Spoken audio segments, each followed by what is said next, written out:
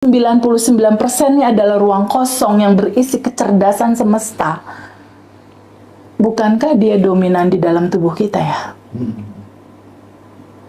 Ketika dia adalah kecerdasan semesta di dalam diri kita, lalu gimana di luar diri kita? Ternyata diteliti lagi nih sama para astronot, para ahli antariksa. Teman-teman bisa ngelihat nggak? Kesini kelihatan nggak sih mereka? Iya. Kelihatan ya? Ini kayaknya relate sama tema. Iya. Relate sama tema nih. Ya, tema kita kali ini membahas tentang kekosongan yang berisi energi tanpa batas, kecerdasan semesta. Di dalam diri kita 99% ruang kosong. Bagaimana di luar tubuh kita? Ternyata, Ndra, kalau kita lihat di sini, boleh nggak bantu jawab teman-teman? Di luar rumah teman-teman atau di luar gedung ini, dominan ruang padat material atau ruang kosong, Ndra? Ruang kosong dong. Ruang kosong. Nah, kita ada di bumi. Kita ada di bumi. Di dalam bumi itu ada tata surya, ada Jupiter, ada Mars, ada tata surya. Yeah. Kumpulan tata surya, beribu-ribu tata surya itu ada kalau kita ya, ada di galaksi Bima Sakti namanya. Kumpulan dari ribuan tata surya.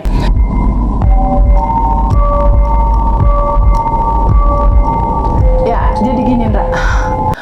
Surprise banget, Ndra. Beberapa bulan terakhir ada beberapa yang ikut kelas private, Ndra. Ada juga yang kelas grup. Berawal dari kisah goalsnya itu dia pengen bunuh diri tapi nggak mau sakit.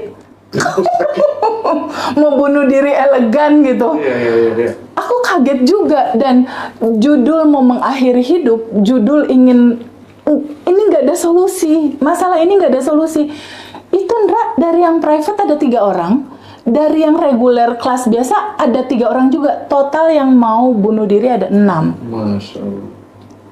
4 tentang finansial, 2 tentang relationship, gitu. Nah, berawal dari sana, sebuah clue besar harus kita jelasin di kesempatan kali ini. Apa? Teman-teman yang merasa putus asa atau merasa kayaknya aku harus mengakhiri hidup, nggak ada jalan keluar. Jadi rata-rata di versi mereka merasa tidak ada jalan keluar, Ndra. Kenapa mereka merasa tidak ada jalan keluar? Mereka berpikir bahwa Tuhan jauh sekali. Oke. Tuhan jauh sekali. Atau bahkan beberapa teman-teman berpikir yang mau bunuh diri itu, bahwa Tuhan sudah meninggalkan aku. Sehingga aku udah nggak ada harapan untuk menyelesaikan ini. Iya. Aku nggak ada yang bisa menolong. Nah, berawal dari sana sebenarnya substansi solusi dari Abundant Revolution hadir. Bagaimana aku ngehandle teman-teman yang bunuh diri? Akhirnya ketika selesai kelas dia ketawa-ketawa, Ndra. Aku juga bingung. Perasaan tadi pas mulai kelas itu tuh gitu, Mayun bingung, kesel, sedih gitu. Oh, ada 7 berarti, Ndra. Yang 1 lagi tuh karena disantet.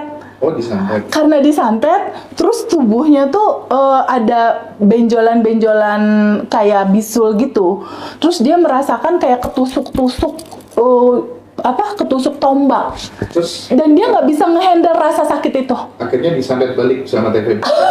Nggak, dikembalikan aja kepada cinta murni tanpa batas. Terus. Karena kan solusinya semua cinta, Ndra. Jadi sebenarnya dari yang 7 orang ini aku cuma nyeritain tentang siapakah sebenarnya diri kamu gitu. Nah, gimana sih mereka dari yang mau bunuh diri, dari yang bener-bener aku udah yakin mau mengakhiri hidup teh.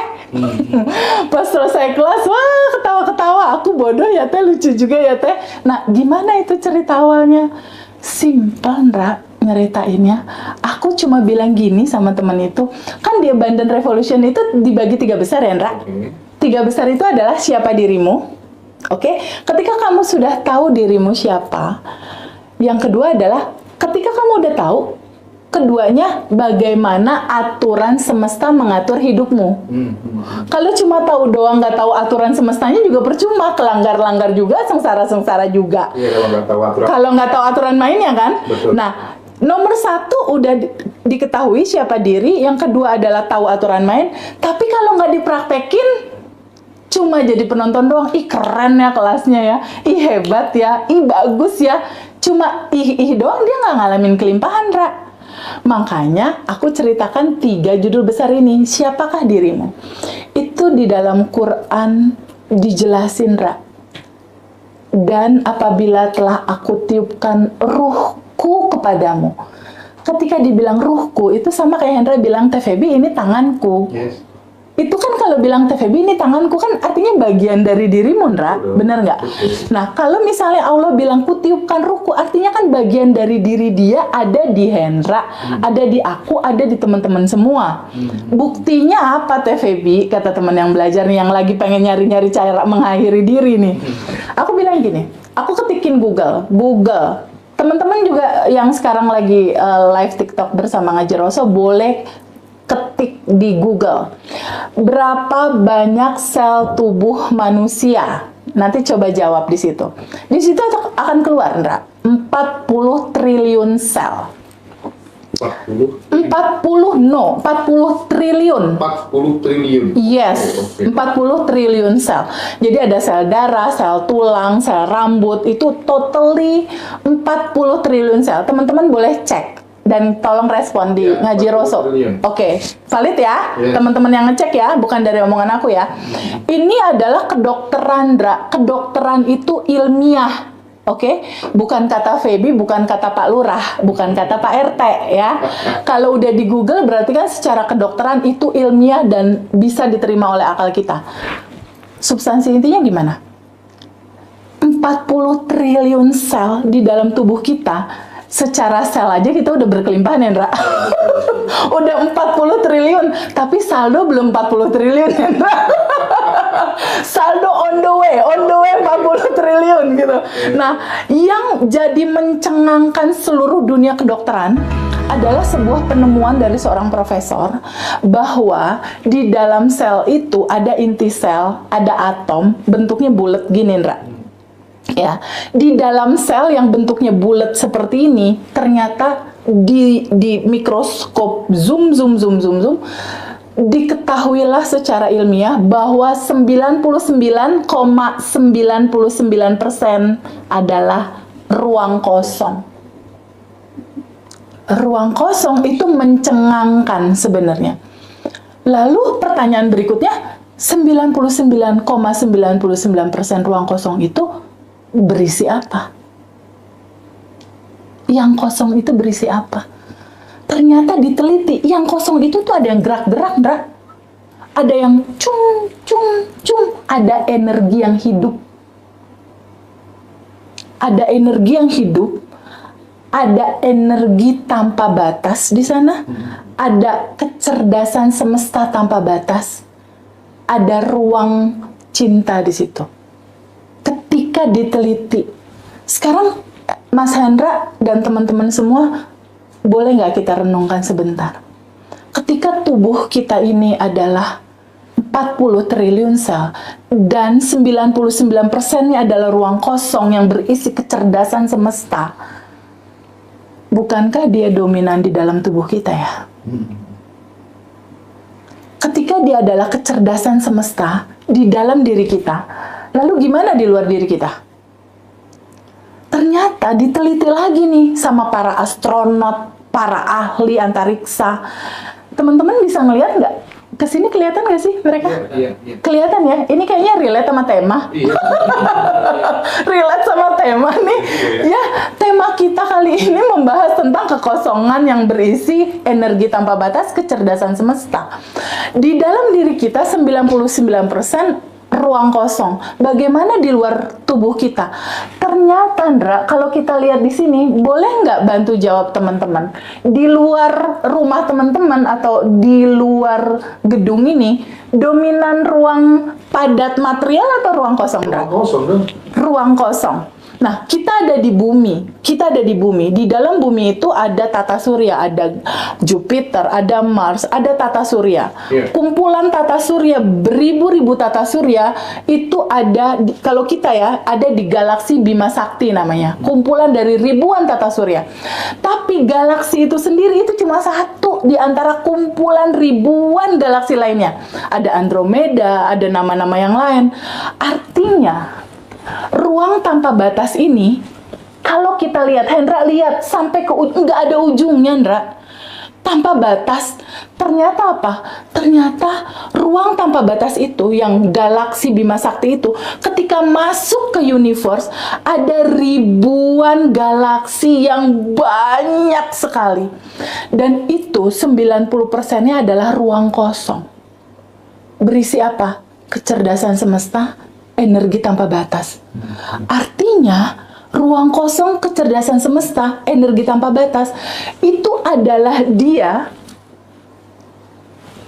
itu adalah Allah, itu adalah Tuhan, itu adalah apapun nama itu disebut. Tapi itu hanya sebagian kecil saja yang bisa kamu pikirkan. Karena pikiran tidak akan pernah sanggup memikirkan judul Allah. Tak bisa. Itu cuma sebagian kecil yang diizinkan untuk kamu bisa melihat gitu.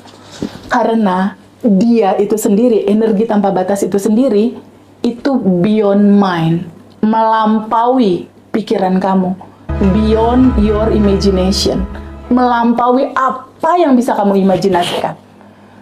Ternyata di dalam dan di luar sama-sama kosong, berisi kecerdasan semesta, hanya dia, hanya ada dia. Artinya, bukankah kita ada di dalam dia? Lalu kalau teman-teman bilang, Allah kamu ada di mana? Bukankah teman-teman semua ada di dalam dia? Di dalam kelimpahan itu. Kalau kita bilang Allah, Tuhan, atau apapun nama itu disebut, Allah itu kan kekayaannya udah tanpa batas, Hendra. Kelimpahannya udah tanpa batas kan? Nggak ada limit kan, no limit untuk kekayaan dan kelimpahan Allah. Abundant-nya udah abundant, no limit, nggak ada batas abundant. Sekarang kalau seandainya di dalam Quran tadi, kita balik lagi ke Quran, kutiupkan ruhku, artinya bagian dari diri Allah ada di kamu, artinya percikan atau bagian dari diri Allah itu ada di kamu, atau kita adalah percikan dari Dia. Kalau di Quran dibilang Tuhan bisa diibaratkan cahaya di atas cahaya di atas cahaya. Bisa dikatakan kita hanya sebagian kecil dari percikan cahayanya itu. Atau misal, Mas Hendra pergi ke Pangandaran deh, melihat laut sejauh mata memandang, itu laut tanpa batas. Lalu Mas Hendra ambil airnya segini, diambil segini. Nah, yang di tangan Mas Hendra ini, air yang di sini, ini asinnya sama nggak sih Mas sama yang tanpa batas itu? Iya. Sama kan? Begitupun tentang cerita tadi. Kalau Allah yang maha kaya itu udah yang sangat berkelimpahan, percikannya juga sama sebangun seperti itu Mas, sudah berkelimpahan. Jadi ini semua, kalau katanya Mas Riko, aku mengutip Mas Riko gitu ya, Ya. semua adalah sandiwara ketuhanan yang menyamar sebagai aku, dirimu, pepohonan, tumbuh-tumbuhan, dan semuanya gitu kira-kira. Allah melingkupi segala sesuatu, atau kalau di dalam Quran dikatakan segalanya ada di dalam genggamanku. Gimana nggak digenggam? Kita ada di dalam Dia.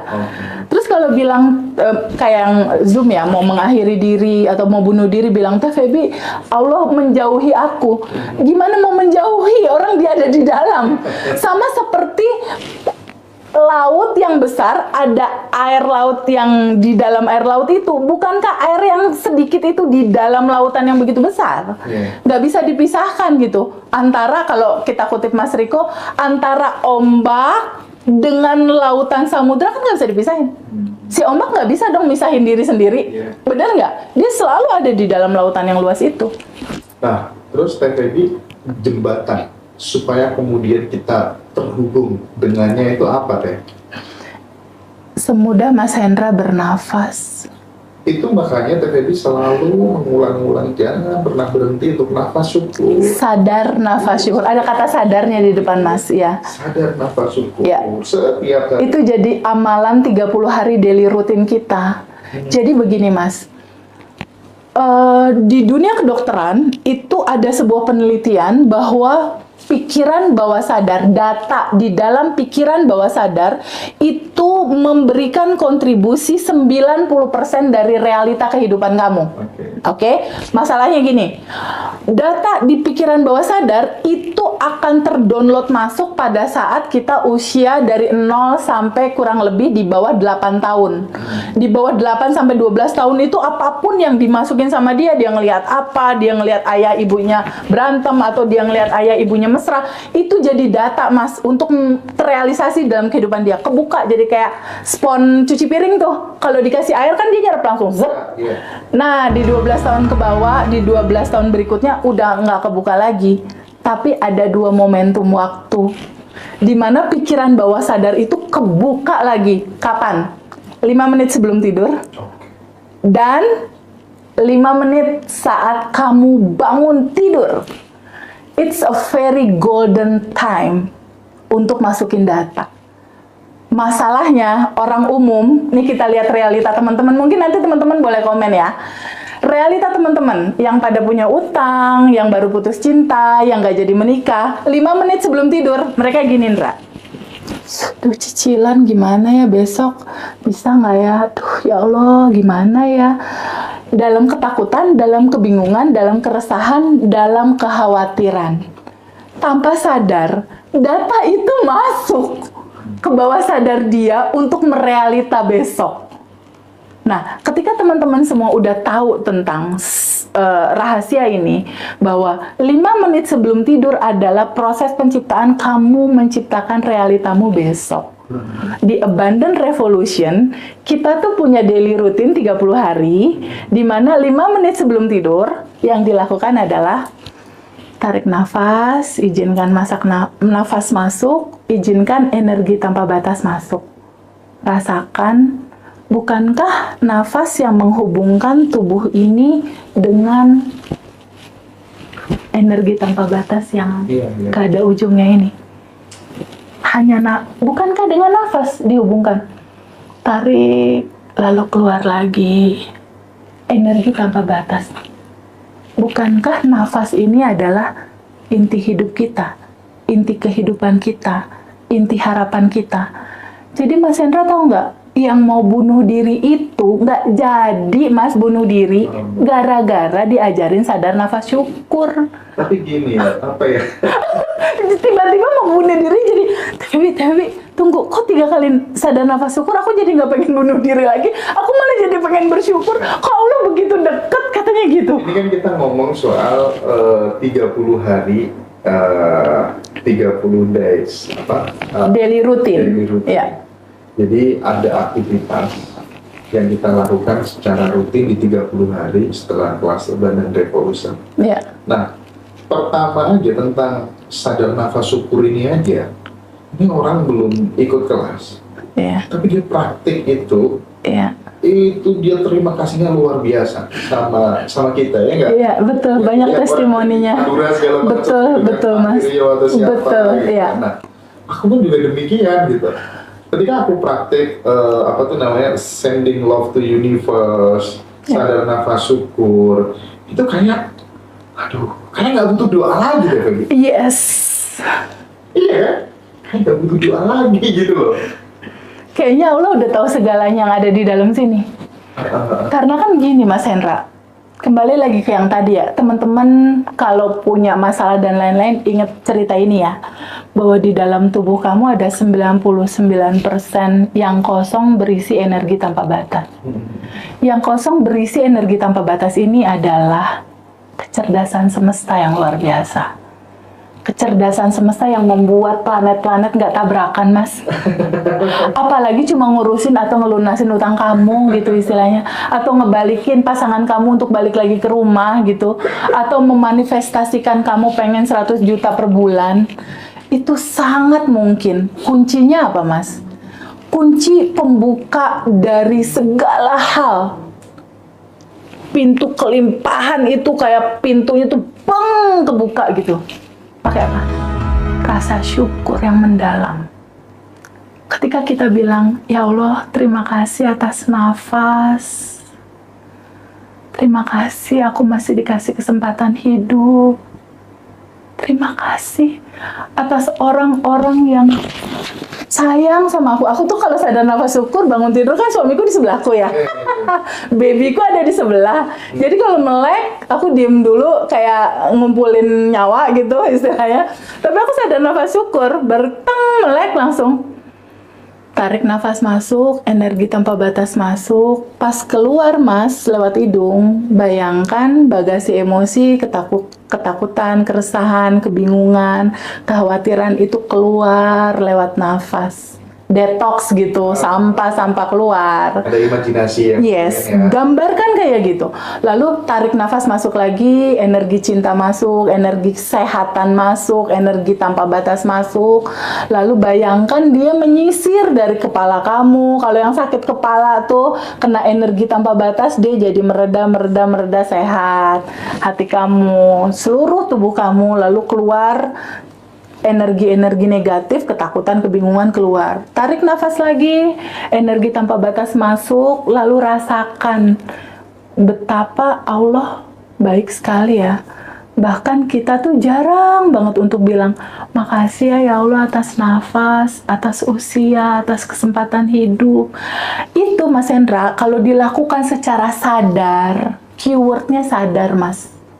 Kebanyakan kan kita teman-teman semua kalau nafas, nggak sadar mas. Nah di 2 waktu itu aja minimal lakukan sadar nafas lalu kamu bersyukur, itu udah akan merubah sangat pintu rezeki mereka atau apapun itu yang mereka mau. Tapi tadi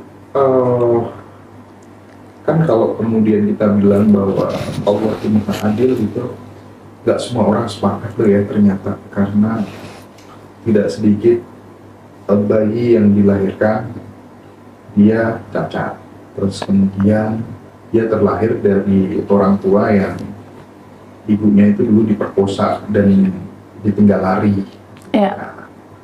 dan sejenisnya lah ya, Ya. dan seterusnya lah ya. Bagaimana kalau case-nya seperti itu gitu, kemudian supaya kemudian dia tidak larut-larut dalam penderitaan, itu gimana teh? Gini, kembali lagi ke cerita awal tadi mas, ini udah sempurna. Cara packaging semesta ini ceritanya dari awal sampai akhir udah lengkap mas. Udah sempurna, udah utuh, udah berkelimpahan. Nah, ketika ada cerita seperti Mas Hendra tadi, terjadi sebuah peristiwa gitu. Kembali lagi ke masalah, segala yang terjadi pasti ada pesan semestanya di situ. Ada pembelajaran yang bisa kita petik di situ. Ada sesuatu yang bisa kita ambil di situ. Kalaupun itu terjadi sama si orang yang merasakan itu adalah sebuah proses di mana memang ada cerita, entah bagasi emosi kah atau apapun itu yang di titik kesadaran tertentu kita tuh sangat memungkinkan bisa merubahnya. Tapi kan kalau kita lihat juga ya, misal kayak TVB dulu gitu ya, keluarga divorce, ya kan? Bahkan aku juga mengalami kehidupanku waktu kecil seperti apa, dan tokoh-tokoh besar itu kadang ya ayahnya meninggal segala macam gitu. Itu kan kadang memang semesta itu ketika kemudian kamu akan diperankan untuk kebermanfaatan yang lebih besar, kamu dikasih peristiwa yang itu sebagai tanda sebenarnya jika kamu memaknainya secara positif. Ya. The law of projection-nya jalan gitu. Betul, kira-kira. betul, Iya nggak, Teh? betul. Jadi gini Mas Hendra, untuk sampai kepada titik enlightenment atau pencerahan atau apapun lah nama itu disebut, kesadaran lah misal, itu memang rute perjalanannya itu nano-nano Mas. Nano-nano, untuk apa? Bisakah seorang Feby akan empati sama panti jompo, sama anak yatim jika sekolah kehidupan tidak mengantarkan cerita seperti itu skenarionya? Balik lagi seperti yang tadi Hendra bilang, tapi Feb kan ini ada anak yang diperkosa, ada anak ini, ada anak ini, ada anak ini. Bukankah itu hanya penilaian dari kacamata yang di sini, yang terbatas? Bukankah secara kacamata semesta itu semua kebaikan, ada kebaikan? Contoh, bukankah kisah Harley yang buat aku itu kiamat hidupku gitu? Itu bener-bener titik terendah dalam kehidupan aku. Kiamat hidupnya Feby. Iya, kiamat hidupku. Ini kiamat ini. 1,3 M dari mana? Mau belanja susu anak aja aku harus tahajud, Mas Hendra. Dalam posisi hamil ya. Apalagi harus ganti angka 1,3. Buat susu aja harus tahajud. Saat itu. Tapi coba kita lihat. Pada saat itu, atau ini teman-teman sekarang nih, yang ngalamin utang belum lunas, pasangan pergi, atau apapun finansial yang kekurangan, itu kan sama kayak aku 2019 kemarin. Kayaknya kiamat, itu kan kacamatanya cuma kacamata sekarang. Tapi ketika kita lihat kacamatanya lebih lebar dalam kesadaran, Mas Hendra, bukankah kisah Harley itu jadi banyak manfaat buat aku dan teman-teman ya? Betul dong, menginspirasi dong akhirnya. Bukankah malah jadi solusi buat banyak orang ya? Betul. Jadi sebenarnya Ya. kejadian Harley itu baik atau buruk? Baik. Begitupun channel Ngaji Roso dalam cerita yang sekarang. Sama, Ndra, sama. Iya. Coba lihat benang merahnya dari kisah itu. Ada pesan di situ untuk kamu bertumbuh. Karena nggak ada Feby yang sekarang yang kalau punya uang bawaannya pengen ke tempat beras, beli beras aja tuh taruh di mobil untuk nggak tahu tuh siapa berasnya mau dibagiin. Nggak akan bisa ada empati sekuat itu kalau aku nggak ngalamin mama papa cerai, aku nggak tinggal sama mama, nggak tinggal sama papa, aku mau beli sesuatu aja juga nggak ada uang, nggak akan ada rasa itu, nggak akan. Memang pola sekolah kehidupannya begitu. Aku dulu waktu tinggal di pesantren, tinggal di panti asuhan gitu kan, tiap sore gitu lihat ke timur gitu, lihat ke arah rumahku gitu, pulang, tapi gimana? Di satu sisi harus merubah nasib gitu ya. Terus kumpul ketemu teman-teman semua yang hidupnya struggle gitu. Akhirnya ketika dewasa, oh nanti aku kalau jadi orang udah berumah tangga, aku pengen ngangkat derajatnya anak-anak yang hidupnya struggle. Nah, mirip-mirip seperti itu. Kurang ya. lebih sama kayak gitu, Ndra. Tapi menariknya teh, aku tadi lagi-lagi aku kutip obrolanku dengan Kang Aswan tadi ya. Tapi kok bisa ya mencintai orang yang menyakiti dirinya, membenci dirinya, kok langsung bisa memaafkan? Itu tuh gimana deh? Apa rahasianya apa gitu biar teman-teman itu apa ya tergerakkan untuk kemudian melakukan hal yang sama gitu? Kan nggak gampang ya, Masya Allah. Ketika kemudian kita ini, tapi aku akhir-akhir ini udah mulai bisa sih, termasuk yang hutang segala macem gitu. Aku kirimin ya sending love ke mereka dan aku lebih bahagia gitu ya. Itu gimana tuh tipsnya? Ya, jadi gini, Ndra. Kan di dalam diri aku 99 kekosongan ya, berisi kecerdasan semesta tanpa batas. Orang yang memfitnah aku anggap atau merugikan aku bukan isinya juga sama ya? Iya lah. Sama sebenarnya. Bukankah orang yang memfitnah aku, yang marahin aku, yang ngejelekin aku atau ngambil uang aku, bukankah itu hanya pantulan dari dalaman bagasi emosi aku sendiri ya, Ndra? Law of projection. Ketika di sini ada layar kehidupan, ada orang yang bikin aku marah, atau agen aku deh yang ngambil uang 500 juta kemarin tuh. Ya, ada yang merugikan dan lain-lain. Kita lihat di sini, ini ada layar, oke? Ini ada infocus, ini ada laptop. Kalau di dalam laptop ini ada gambar anak-anak Gaza lagi senyum bahagia, muncul apa, Mas Hendra, di layar? Sama, senyum. Lalu kalau di layar ada gambar anak-anak Gaza lagi nangis, muncul apa di layar? Anak Gaza lagi nangis. Kalau nggak ada data di laptop, adakah di layar? Nggak ada. Artinya apa? Layar ini adalah realita kehidupan kita.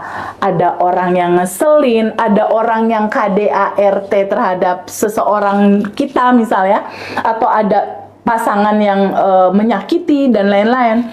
Bukankah ini semua berasal dari data di laptop? Data di laptop itu apa? Bagasi emosi kamu. Apa itu? Ketakutan, keresahan, kebingungan yang pada masa lalu belum kamu terima dan tidak kamu lepas. Dia menyala terus di bawah sadar. Nah, pertanyaan yang tadi, tapi kok bisa sih cepet maafin? Jadi kalau ada kejadian kayak gitu, aku cuma, ini kan cuma tukang pos. Tukang pos pesannya apa? Pesannya itu adalah rasa yang kamu rasakan. Ketika kamu diambil uangnya 1 juta, 2 juta, 100 juta, rasanya apa? Kesel, sebel, marah. Kesel, sebel, marah itu yang aku rasakan itu adalah bagasi emosi yang masih menyala di bawah sadar, yang kalau nggak kita terima di sekarang, kita terima, kita maafkan, kita izinkan dia kembali energi ini pulang ke cinta murni tanpa batas, dia akan looping terus seumur hidup kita. Tahun depan lagi, tahun depan lagi, tahun depan lagi, mungkin sampai 20 tahun, sampai 40 tahun, atau sampai kita benar-benar capek dan lelah. Nah, sebenarnya ngaji Rasul luar biasa sekali loh. Ngebagiin cerita ini ke teman-teman yang lain. Artinya teman-teman kan nggak perlu looping sampai 20-40 tahun dong. Cukup sadari dan terima itu. Rasa itu yang lalu kamu belum bisa terima. Kenapa sih harus diterima? Gini, kenapa harus diterima? Kita ini kan isinya 99% ruang kosong. Energi tanpa batas atau kecerdasan semesta. Kecerdasan semesta itu berisi apa?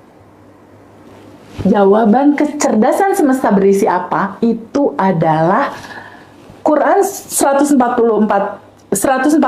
surat itu kalau diperas dia jadi surat Al-Fatihah. Surat Al-Fatihah itu artinya pembuka. Apa yang harus dibuka? Buka kamu siapa?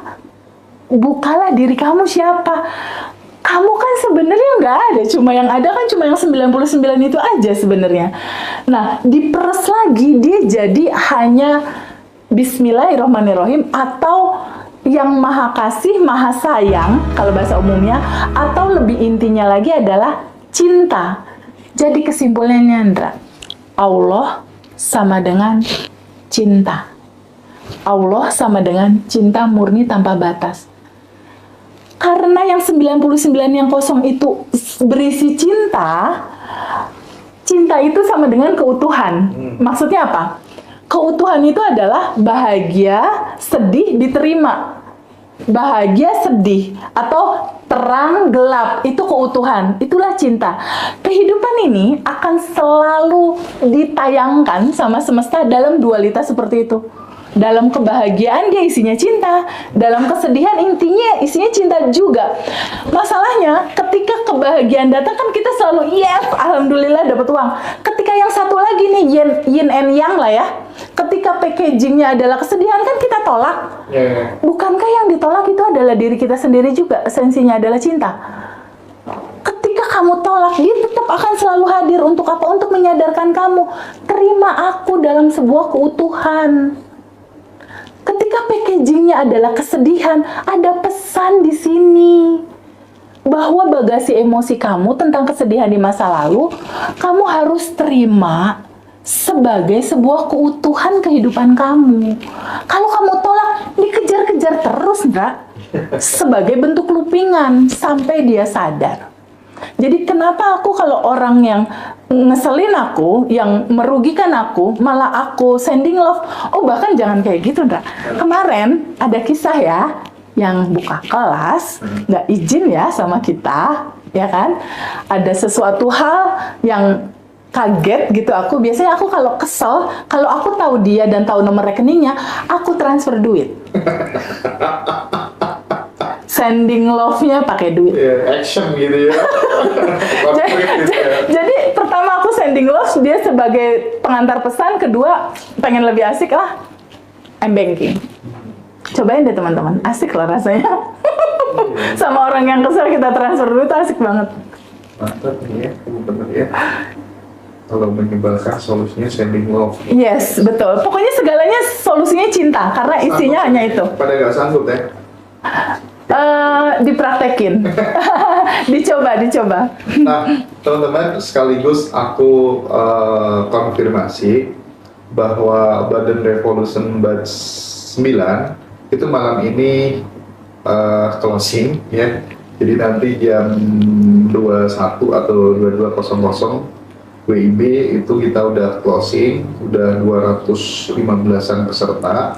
Jadi kita nanti closing Abundant Revolution batch selanjutnya di tanggal 20 Maret itu nanti teman-teman bisa join gitu yang nggak bisa join di batch 9. Tapi mohon maaf, sekali lagi mohon maaf, di batch 10 kita udah nggak ada program call ban on ban, tapi teman-teman nanti akan dapat kontak personnya Teh Feby semuanya, jadi bisa curhat lewat WA, tapi ya mohon maaf harus antre ya. Teh Feby balas WA sampai jam 1:30 dini hari gitu, teman-teman, demi teman-teman semuanya. Jadi mantap banget, pokoknya luar biasa. Ini teman-teman dapat hadiah istimewa lah ya dari Teh Feby. Dan bagi teman-teman juga yang nggak bisa ikut kelas, tenang, kita sediakan Zoom istimewa. Teman-teman juga bayar 369.000 aja, dan itu nanti free rekaman di tanggal 3 Maret. Materinya 60% kelas Abundant Revolution. Nanti juga dikasih kisi-kisi 30 hari ya, aktivitas rutin yang harus dikerjakan, tapi tidak ada pendampingan lewat grup ya teman-teman ya. Nah ini penting untuk saya konfirmasi terlebih dahulu buat sahabat semuanya gitu.